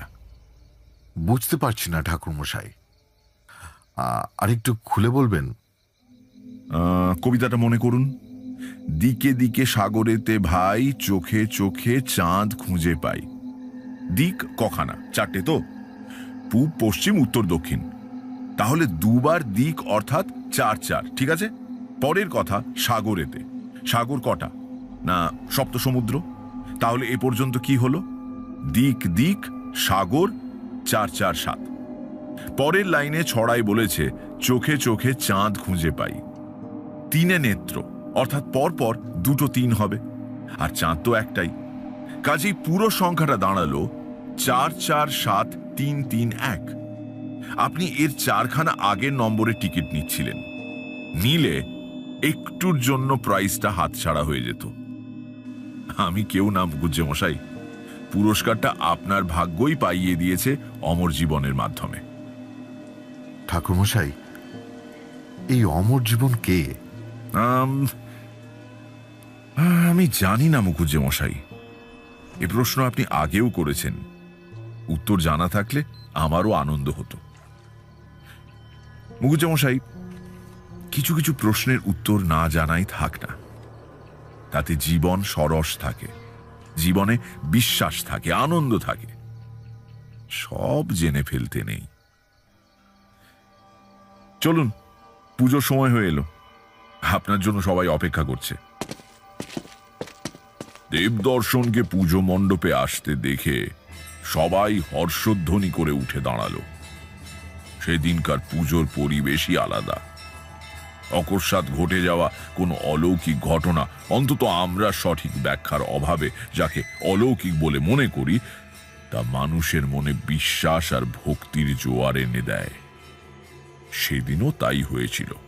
আরে তাতে আর অন্যায় কি? রোজকার জীবনে যা ঘটে না, তেমন অদ্ভুত কিছু চোখের সামনে ঘটতে দেখলে মানুষ তো আপ্লুত হবেই, তাই না? সাধারণভাবে কথাটা ঠিক, কিন্তু ওই বিশ্বাস আর আবেগের প্রকৃত কোনো মূল্য নেই। কেন এ কথা বলছেন কেন? হয়তো আশ্চর্য বা অলৌকিক কিছু দেখে বিশ্বাস বা ভক্তির ভাব জেগে উঠেছে, কিন্তু তাতে ওই বিশ্বাস কি মিথ্যে হয়ে যাবে? মিথ্যে হয়ে যাবে এমন কথা বলছি না, কিন্তু সরল বিশ্বাসের মূল্য তার সারল্যেই। কিছু পাবো বলে আমরা ঈশ্বরে বিশ্বাস করি না, ঈশ্বরে বিশ্বাস করতে ভালো লাগে বলেই তা করি। যদি কেউ অন্যরকম করে তবে তার দোকানদারি। বাবার সম্পত্তি পাবো তাই বাবাকে ভালোবাসি, এ কেমন কথা? আলোচনার গতি দেখে ভেতরে ভেতরে ক্রমাগত উদ্বিগ্ন হয়ে উঠছিলাম। তাড়াতাড়ি আলোচনা থামাতে বললাম, সে তো ঠিকই, খুব ন্যায্য কথা। যাই হোক, অমর জীবন রহস্য কি শেষ পর্যন্ত ভেদ হয়েছিল? না, অমর জীবন কাহিনী এখনো চলছে আমার জীবনে। একটু বিস্মিত হয়ে তারানাথের দিকে তাকালাম। সে এই প্রসঙ্গে আর কিছু বলল না বটে, কিন্তু কেমন করে যেন স্পষ্ট বুঝতে পারলাম সে কি বলতে চায়। মানব সভ্যতার ইতিহাসের সঙ্গে বোধ করি অমর জীবনের গল্পটা মিশে রয়েছে। হঠাৎ কোথাও তো তা শেষ হবার নয়। বললাম, এই গল্পের তাহলে এখনো অনেক বাকি? অনেক। আজকে তো শেষ হবেই না। যতদিন বাঁচবো একটু একটু করে বলে গেলেও শেষ হবে না। তা সে যাই হোক, আপাতত দেবদর্শন মুখুজ্জের অংশটুকু বলে শেষ করি, তারপর আবার আরেকদিন হবে। তোমরা পানি ফল তো খেয়েছো নিশ্চয়ই। পুকুরে পানি ফলের ঝাঁক দেখেছো কখনো? আপনি এমন হঠাৎ হঠাৎ কথার গতির পরিবর্তন করেন যে থই পাওয়া যায় না। পানি ফলের ঝাঁক দেখব না কেন? দেখেছি, আমারও তো গ্রামের বাড়ি। কিন্তু হঠাৎ পানি ফলের কথা কেন? পানি ফলের ঝাঁক অর্ধেক পুকুর ছেয়ে থাকে, কিন্তু যে কোনো একটা জায়গা ধরে টান দিলে সবটা একসঙ্গে নড়ে ওঠে। আমাদের বেঁচে থাকাও ঠিক তাই। আলাদা ঘটনা বলে কিছু হয় না, সবকিছুর সঙ্গে সম্পর্কিত। আমি, তুমি, দেবদর্শন, অমর জীবন, জীবন মৃত্যু, হাসি কান্না, সব। তোমাদের এখনো বয়স অল্প, পরে নিজেরাই সব বুঝবে। ছাইদানি হিসেবে ব্যবহৃত নারকেলের মালায় সিগারেটের শেষটুকু গুঁজে দিয়ে তারানাথ আবার শুরু করল। পূর্ণিমার আলোয় চারদিক ভেসে যাচ্ছে, তেমন জ্যোৎস্না তোমরা শহরে কখনো দেখবে না। পাখিরা সকাল হয়ে গিয়েছে মনে করে ডাকতে আরম্ভ করে, ঈষৎ শীত শীত ভাব পরিবেশে, অথচ পুরো ঠান্ডা পড়েনি। এখানে ওখানে কাশের গুচ্ছ চাঁদের আলোয় দেখাচ্ছে যেন রূপোর মেঘ। মুকুজ্জে বাড়ির বাঁদিকে নদীতে যাবার পথের মুখে একটা পুরনো ভাঙা মন্দির, জ্যোৎস্নায় দেখাচ্ছে যেন হালকা জল রঙে আঁকা ছবি। সেদিকে তাকিয়ে মুগ্ধ হয়ে দাঁড়িয়ে আছি, হঠাৎ মাথার ওপর দিয়ে নিঃশব্দে ডানা মেলে একটা বেশ বড় সাদা লক্ষ্মী প্যাঁচা উড়ে গিয়ে মন্দিরের চূড়ায় বসল। মন্দিরটা মুকুজ্জে পরিবারের পূর্বপুরুষদের প্রতিষ্ঠিত। বর্তমানে আর্থিক কারণে কিছু ভগ্নদশাপ্রাপ্ত হলেও একজন পুরোহিত সেখানে নিত্য পুজো করতে আসেন। সন্ধেবেলায় আরতি হয়। মন্দিরের প্রতিষ্ঠিতা দেবী বিশালাক্ষী, কালো পাথরের মূর্তি, ভারী প্রশান্ত মুখ। ঠিক আজকের দিনেই বংশের অধিষ্ঠাত্রী দেবীর মন্দিরের ওপর লক্ষ্মী প্যাঁচার উড়ে বসাটা একটা সুলক্ষণ। মৃদু পায়ের আওয়াজ শুনে পাশে তাকিয়ে দেখি কখন দেবদর্শন এসে দাঁড়িয়েছেন, হাত জোড় করে প্রণাম করছেন মন্দিরের দিকে মুখ করে। তার মুখ উদ্ভাসিত। বললাম, প্রণামটা কি প্যাঁচাকে? না, দেবীকে। তবে ঈশ্বরের প্রকাশ সর্বজীবী, প্যাঁচাকে প্রণাম করলে অন্যায় কি? অন্যায় আর কি, যে স্তরে উঠলে ওই উপলব্ধি হয়, সেখানে পৌঁছলে সবাই সমান। আর প্যাঁচা প্রাণীটিও বেশ সুন্দর। পুজো মণ্ডপে বেজায় ভিড় জমেছে, আপনাকেও দেখতে পেলাম না। ঠিক বুঝেছি আপনি এখানে এসে দাঁড়িয়ে আছেন, তাই চলে এলাম। কি অপূর্ব জ্যোৎস্না ফুটেছে দেখছেন? এই দেখো, ইনি আবার একা চললেন কোথায়? মুকুজ্জে মশাইয়ের কথায় তাকিয়ে দেখি জমিদার বাড়ি থেকে বেরিয়ে এক ঘোমটা দেওয়া বউ মানুষ পায়ে চলা সুড়ি পথটা দিয়ে বিশালাক্ষী মন্দিরের দিকে চলেছেন। বোধহয় মুকুজ্জে গিন্নি। মন্দিরে প্রণাম করে তারপর পুজোর জায়গায় যাবেন। বললাম, বৌঠান না? হ্যাঁ, কিন্তু একা যাচ্ছেন কেন? বাড়ির বাকি মেয়েরা সব কই?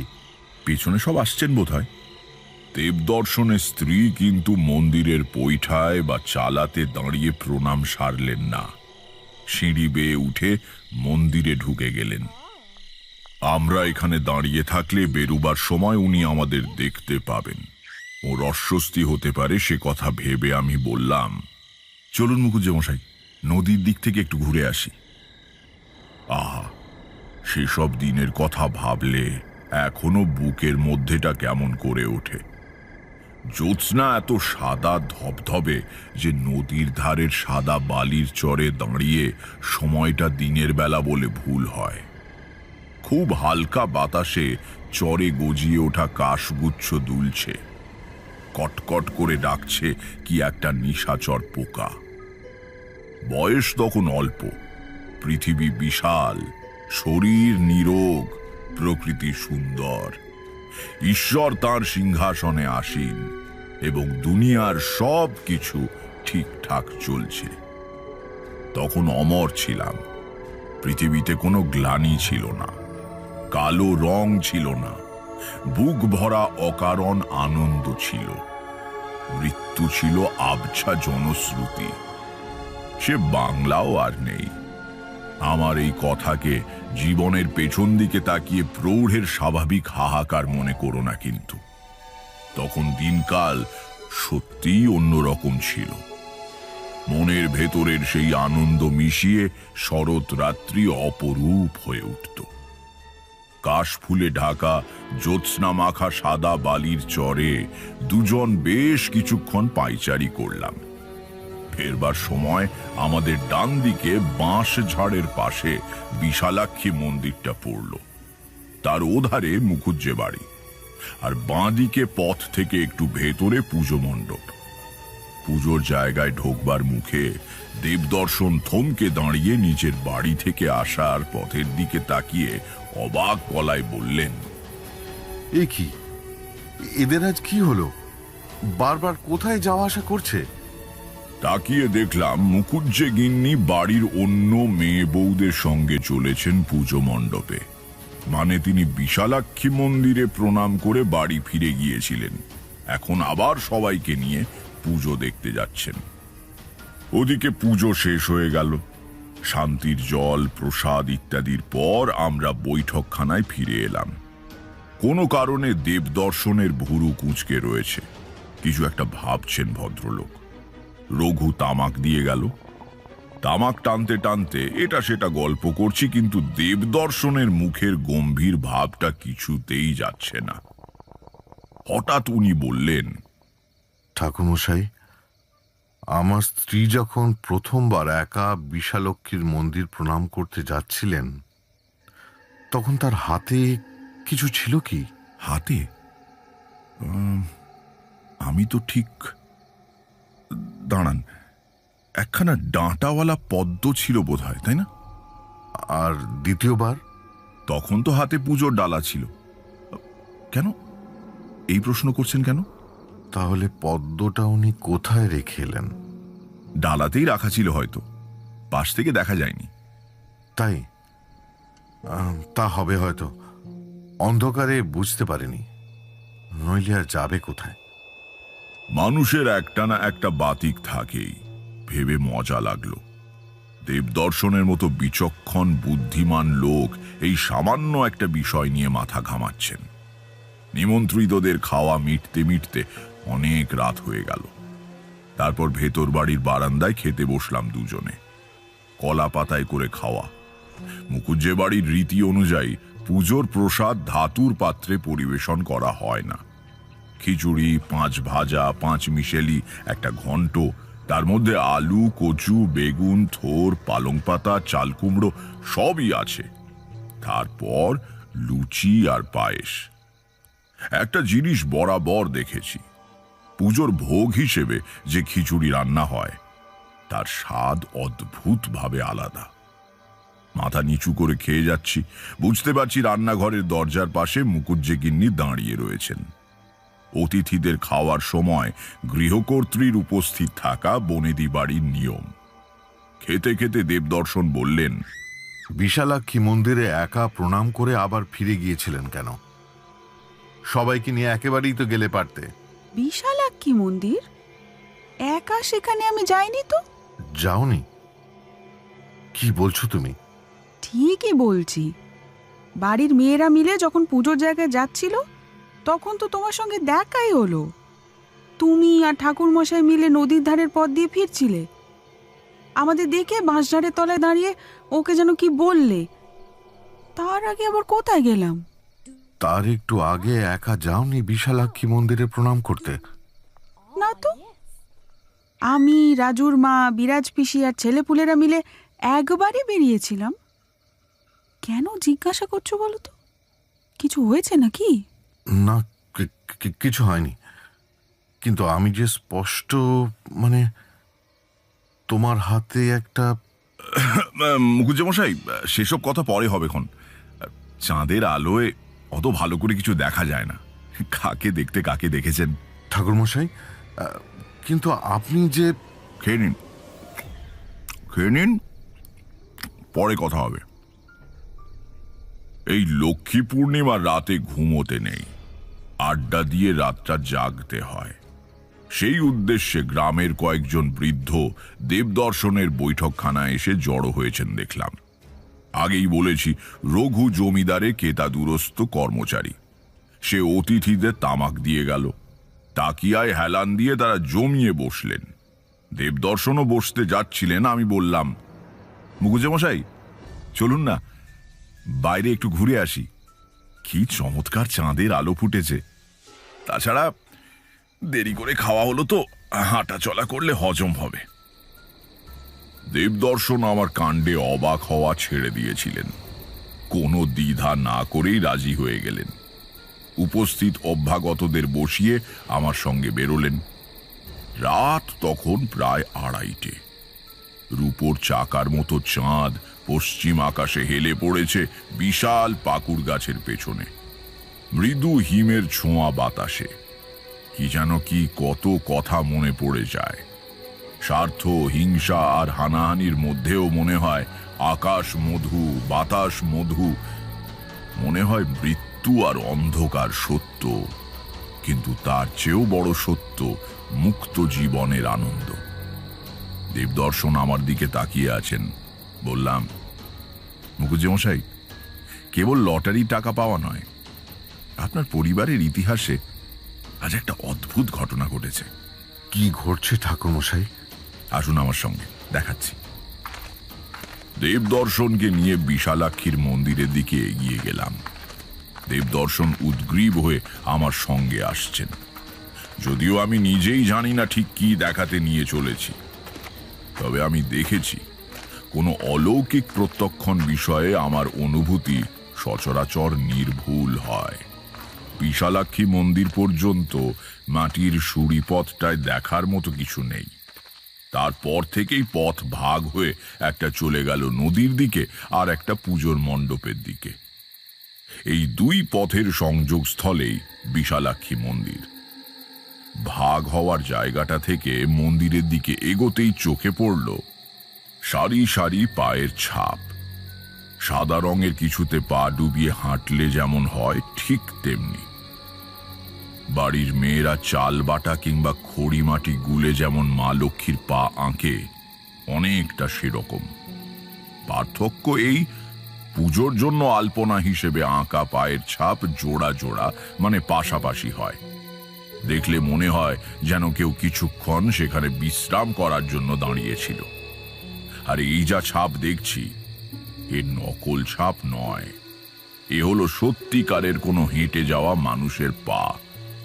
দুজনে নিঃশব্দে মন্দির পর্যন্ত হেঁটে গিয়ে দেখলাম কেবল মন্দিরের গর্ভগৃহে ঢোকবার দরজার সামনে পায়ের ছাপ এক জোড়া, অর্থাৎ যার, তিনি এইখানে এক মুহূর্ত দাঁড়িয়ে বিশ্রাম করেছিলেন। সিঁড়ি বেয়ে আমরা দুজন মন্দিরের চাতালে উঠেছিলাম। শেষ জোড়া পায়ের ছাপের দিকে অবাক হয়ে কিছুক্ষণ তাকিয়ে থেকে আমার দিকে মুখ তুললেন দেবদর্শন। তার চোখে জল।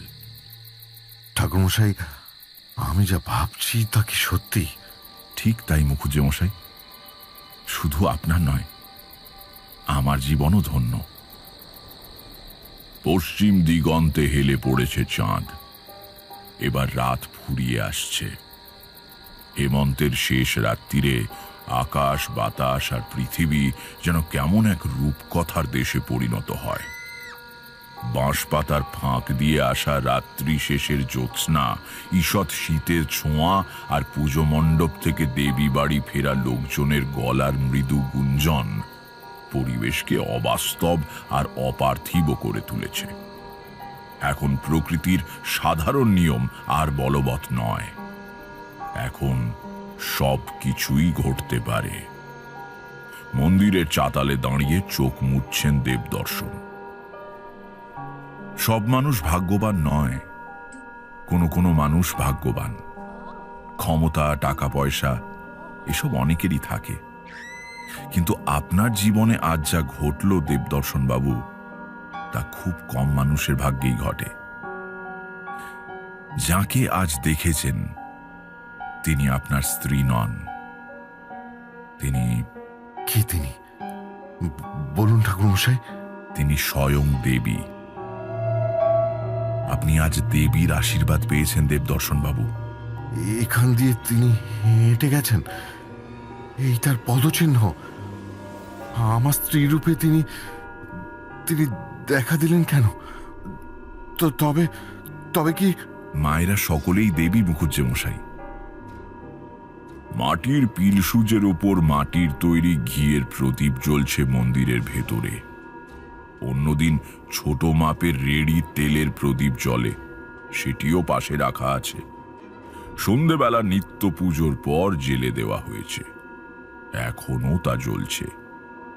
সেই স্নিগ্ধ আলোয় দেবীর প্রস্তরময়ী প্রতিমা যেন মুখে সত্যিকারের হাসি ফুটিয়ে রেখেছে, এবং দেবীর মূর্তির ডান হাতে একটি ডাঁটিওয়ালা তাজা পদ্ম। আমি এবং দেবদর্শন করজোড়ে দেবীকে প্রণাম জানালাম। দু হাতে কড়া ধরে মন্দিরের দরজা বন্ধ করে দিলেন দেবদর্শন। তারপর পিছন ফিরেই বলে উঠলেন, কি ঠাকুরমশাই, দেবীর পায়ের চিহ্ন কোথায়? এই তো এই চাতালেই ছিল তার পায়ের চিহ্ন, সিঁড়ির ধাপে ছিল, সুড়িপথে কোথাও কোথাও কিচ্ছু তো নেই। তবে কি ভুল দেখলাম? সব ভ্রম? না মুখুজ্জে মশাই, যা দেখেছি আমরা তা ভ্রম নয়। দেবী আমাকে আর গৃহস্বামীকে জানিয়ে দিতে এসেছিলেন যে তাঁর আবির্ভাব ঘটেছিল।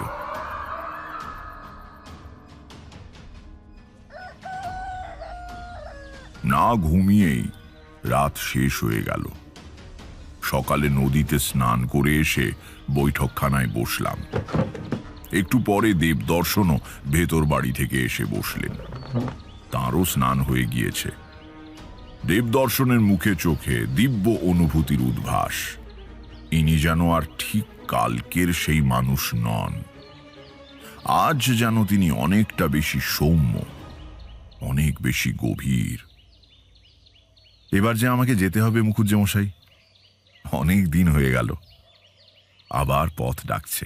হ্যাঁ, সে কি? চলে যাবেন কেন? পরিব্রাজকের এক জায়গায় বেশি দিন থাকতে নেই, তাতে আসক্তি জন্মায়। এই যে আপনার সঙ্গে আমার পরিচয়, বন্ধুত্ব, এই পর্যন্তই ভালো। এর চেয়ে বেশি গভীরতা হলে তা বন্ধন হয়ে পায়ে জড়িয়ে যাবে। কথাগুলো একটু নিষ্ঠুর শোনাচ্ছে, তাই না? রাগ করবেন না। জীবনে কিছু কিছু ব্যাপার আছে যা রূঢ় হলেও সত্যি। এক জায়গায় থেকে জীবন কাটাবো এমন ইচ্ছে থাকলে তো বাড়িতেই থাকতাম, মাকে কাঁদিয়ে গৃহত্যাগ করতাম না।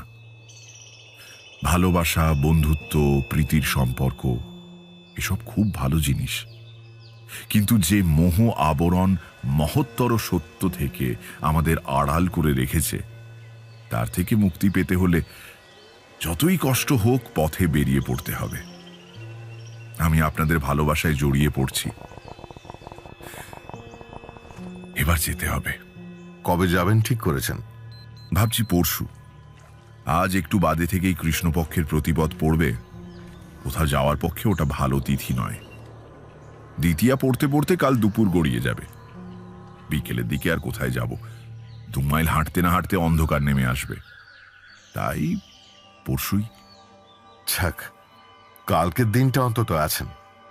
ভূষণ রায়ের কথা মতো লটারির টাকাটা বোধ হয় মাসখানেকের মধ্যে পেয়ে যাবেন। তো টাকা দিয়ে কি করবেন কিছু ঠিক করলেন? এখনো পাকাপাকি কিছু ঠিক করিনি, তবে প্রথমে তো বাড়িটা মেরামত করব।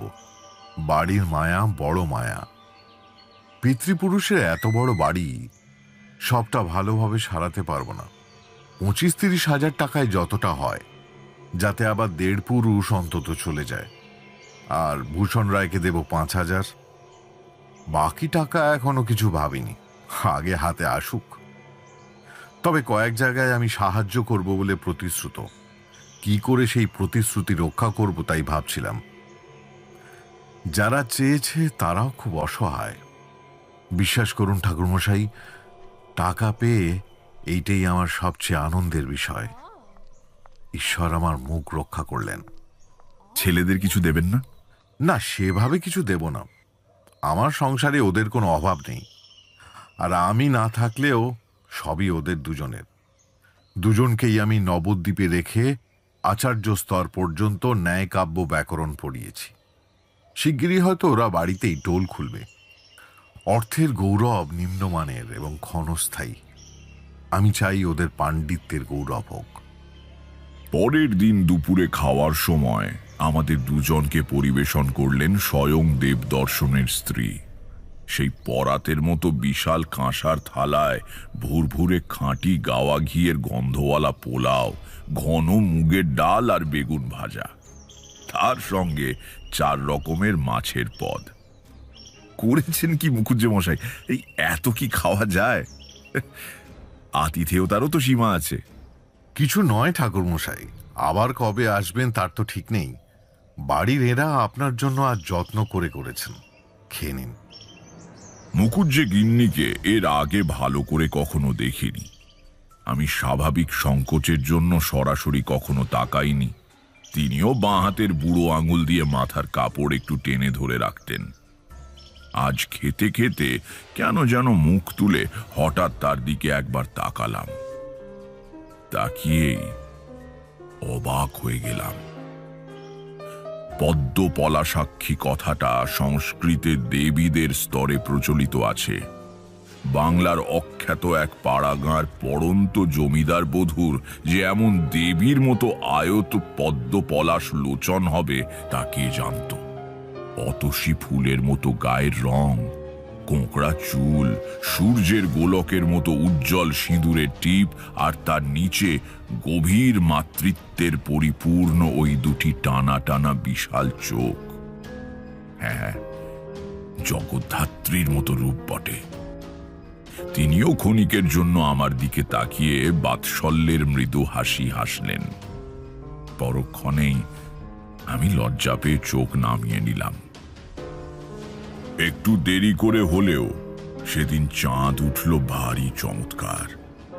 নদীর ধারে বেরিয়ে বাঁশবনের পাশ দিয়ে বিশালাক্ষী মন্দিরের খোলা দরজা দিয়ে একবার দেবীকে প্রণাম করে মুখুজ্জে বাড়িতে এলাম। বৈঠকখানায় বসে তামাক খাচ্ছেন দেবদর্শন। আসুন ঠাকুর মশাই। ওরে রঘু, এই ঠাকুর মশাইকে তামাক দিয়ে যা। বসুন বসুন। তাহলে আপনি কালই যাচ্ছেন? হ্যাঁ, আগামীকাল এই সময় কোথায় আছি কে জানে। সত্যি মায়া পড়ে যাওয়ার আগেই আমার চলে যাওয়া উচিত ছিল। যাবেন তো কাল দুপুরে খাওয়া দাওয়া করে। তার এখনো একটা রাত আর একটা বেলা বাকি। এখন বলুন, রাত্রিরে কি খাবেন? মাংস চলবে? ও কথাও এখন থাক। দুপুরে যা ঠেসে খেয়েছি, রাত্রিরে আর খেতে পারবো বলে মনে হয় না। রান্নাও হয়েছিল চমৎকার। সবই বুঝি বউ ঠাকুরনের রান্না? হ্যাঁ, আজ প্রায় সব রান্নাই অতিথির জন্য বিশেষ করে আমার স্ত্রী রেঁধেছেন। সবচেয়ে ভালো হয়েছিল পোলাওটা। গাওয়া ঘি আর মশলা সব দোকানেই পাওয়া যায়, সে যে কেউ কিনে আনতে পারে। কিন্তু সবাই কি এমন সুন্দর পোলাও রাঁধতে পারে? দেবদর্শনের আলবোলা টানার শব্দ হঠাৎ বন্ধ হয়ে গেল। আমার দিকে তাকিয়ে তিনি অবাক হয়ে বললেন, পোলাও? কিন্তু আজ দুপুরে তো পোলাও রান্না হয়নি। কি বলছেন আপনি? আমি তো আপনার পাশে বসেই খেলাম। কেন, আপনি কি খেলেন? সাদা ভাত। চালটা অবশ্য খুবই ভালো ছিল, রামচন্দ্রপুর থেকে আনা 1 নম্বর বাসমতি। কিন্তু সে তো যত ভালোই চাল হোক, পোলাও তো কোনো মতেই নয়। আপনি সাদা ভাত খেয়েছেন? অবশ্যই, কারণ সাদা ভাত ছাড়া কিছুই রান্না হয়নি। বুঝলাম ঘটনাটা। হেসে বললাম, এবার পুজো সময়টা ভালোই কাটলো মুখুজ্জে মশাই। শুধু টাকার কথা বলছি না। লটারিতে অর্থাগম প্রতি বছরই কারো না কারো হয়, কিন্তু এবার আপনি গড়ের তোপ শুনলেন। স্বয়ং দেবীকে পায়ের ছাপ ফেলে হেঁটে যেতে দেখলেন। আর আজকের এই পোলাওয়ের ব্যাপারটা। আর অমর জীবনের ব্যাপারটা, তার তো কোনো ব্যাখ্যা হলো না। কোথা থেকে এসেছিল সে, কোথায় বা গেল, কি বা তার পরিচয়? আপনি কি কিছু আন্দাজ করতে পেরেছেন ঠাকুরমশাই? আন্দাজ করতে হয়তো পেরেছি, কিন্তু তার বেশি কিছু নয়। ঠিক বোঝাতে পারবো না মুখুজ্জে মশাই। এই সৃষ্টির রহস্য বড় বিচিত্র। সেই বৈচিত্র্যের একটা অংশ অমর জীবন। কেন এই পৃথিবী, আকাশ বাতাস, গ্রহ নক্ষত্র সৃষ্টি হয়েছিল, সে কি কেউ জানে?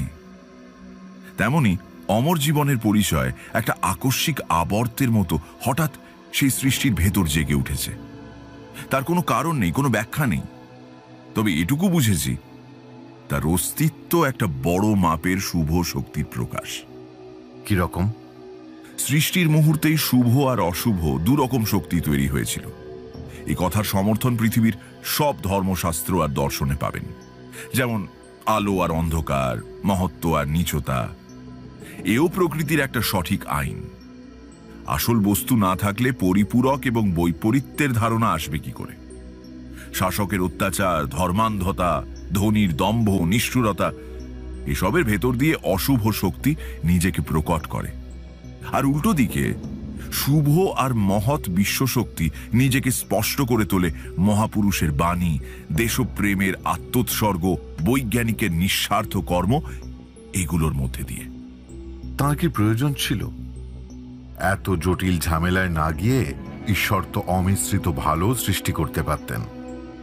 এর উত্তর আমি দিতে পারবো না, তবে আমার বিশ্বাস দুনিয়ায় অকারণে কিছু ঘটে না। শুধু একটা কথা বলি, যে অবস্থাতেই থাকুন না কেন মুখুজ্জে মশাই, ঈশ্বরে মতি স্থির রাখবেন। যে যাই বলুন, তিনি আছেনই। পরের দিন সকালবেলা জলখাবার খাওয়ার পর বেরিয়ে পড়লাম। গ্রামের প্রান্ত অবধি এগিয়ে দিতে এলেন দেবদর্শন। আমি বারণ করেছিলাম, তিনি শুনলেন না। গ্রামের একেবারে শেষ সীমায় একটা মহা নিম গাছের তলায় দাঁড়িয়ে তাকে বললাম, আর নয়, এবার আপনি ফিরে যান, আবার দেখা হবে। দেখা হবে বলছেন? হ্যাঁ, হবে। আর যদি কোনো কারণে আমাকে খুব প্রয়োজন হয় তাহলে নির্জনে কোথাও দাঁড়িয়ে মধুসুন্দরী দেবীর নাম উচ্চারণ করে একান্তভাবে আমার দেখা পেতে চাইবেন।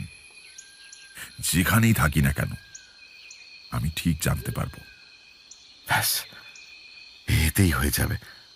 আপনি জানতে পারবেন? হ্যাঁ। মধুসুন্দরী দেবীকে? তিনি আমার আরাধ্যা। কি করে আপনার ডাক শুনতে পাবো আমাকে জিজ্ঞেস করবেন না, কারণ আমিও তার উত্তর জানি না। আর পেছনে না তাকিয়ে হাঁটতে শুরু করলাম।